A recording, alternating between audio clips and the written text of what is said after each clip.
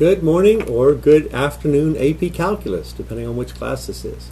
Or maybe good evening if you're watching this in the evening and reviewing the lessons. Or maybe good morning if you're watching this at 2 a.m. because you missed the lesson and you still can't get it because it's really hard.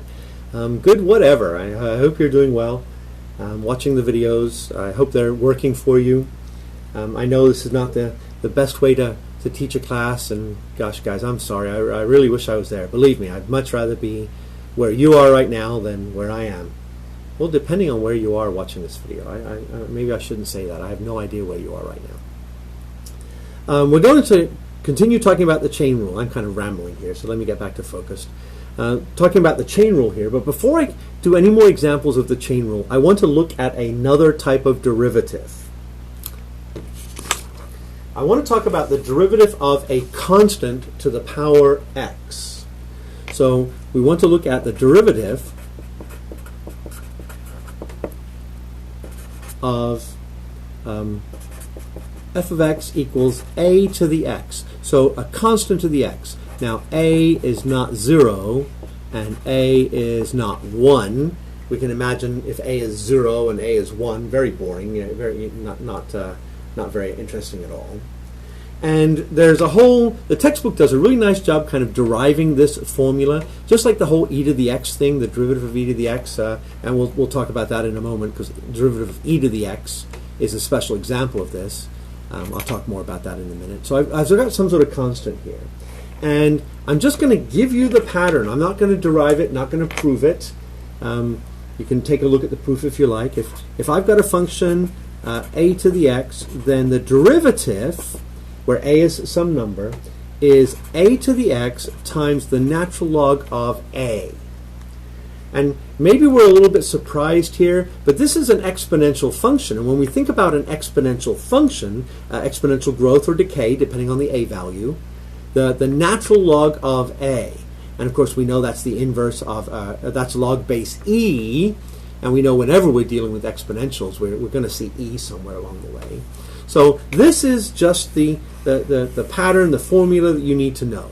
That the derivative of anything constant to the x is the a to the x times the natural log of a.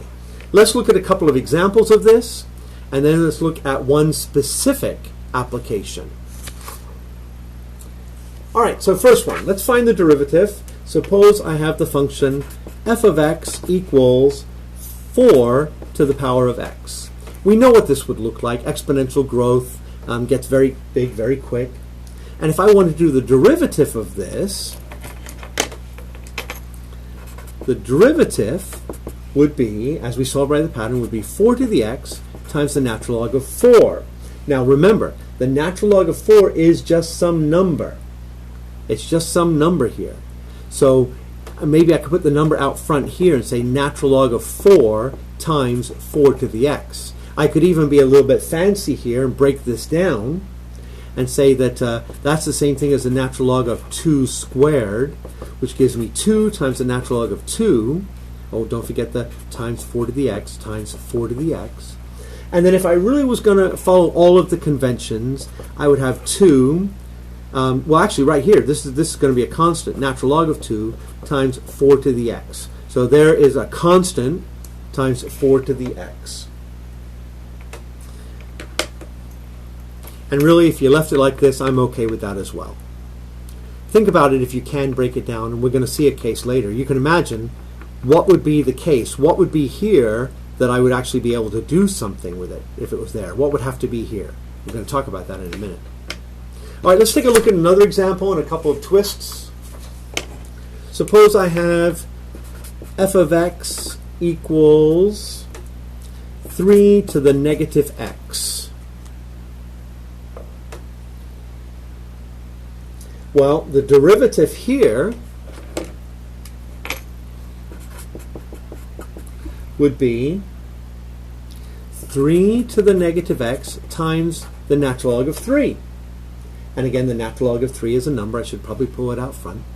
And you're thinking, well, doesn't something happen here because it's negative x? Well, couldn't I rewrite this as 1 over 3 to the x, which is 1/3 to the x?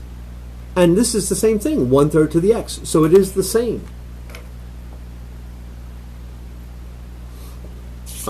something a little bit more challenging, a little bit more going on here. How would we deal with this? F of x equals 2 to the x times x squared plus 1. Now this one's a little bit more interesting. Why? Well, it's not just a simple exponential function. Do you see product rule here? I've got one function and another function, f and g. I've got two different functions here. So I've got a product. The product rule, remember, first times the derivative of the second times the second times the derivative of the first. Now I'm not going to use the u's and v's here. I know what the derivative here is, and I can do both of these in my head. The derivative of this is going to be 2 to the x times the natural log of 2, and the derivative of this one is just going to be 2x. So if I do the derivative here, can you follow this? If I do the derivative here, it's going to be the first times the derivative of the second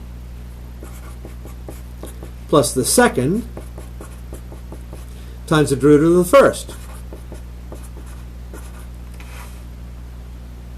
Now, interestingly enough, we can actually simplify this one here a little bit. How many terms do you see up here? There are two terms, 1 and 2. Both of them have 2 to the x's in it. I'm going to factor out 2 to the x. What do I have left over? 2x plus x squared plus 1 times the natural log of 2. Just simplify this here a little bit.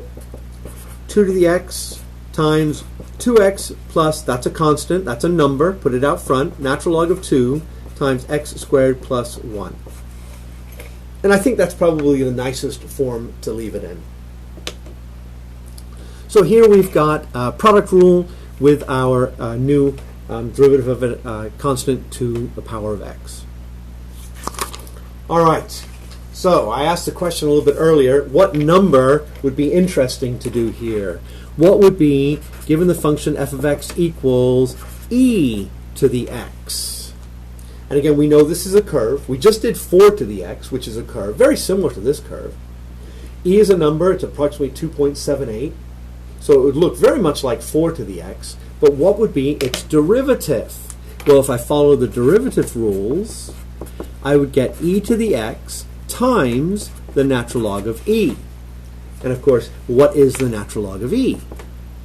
1. So I get e to the x. So the derivative of e to the x is e to the x. Yes, that's true. The derivative of e to the x is e to the x. The slope of any tangent line on e to the x is e to the x. If you want to know the slope of the tangent line on the function e to the x at the point where x is 7, it would be e to the 7th. This is the only function where that happens. It is unique. Very interesting, unique function. All right, so a little bit shorter lesson, just focusing, first part of the lesson, just focusing in on some examples of that. I want to get back to the chain rule in the next part. So if you want to pause for a moment, reset yourselves, and then jump right into the next lesson. It'll be a little bit longer. There's a lot of stuff going on, a big example in the next lesson. So I will talk to you again in a few moments.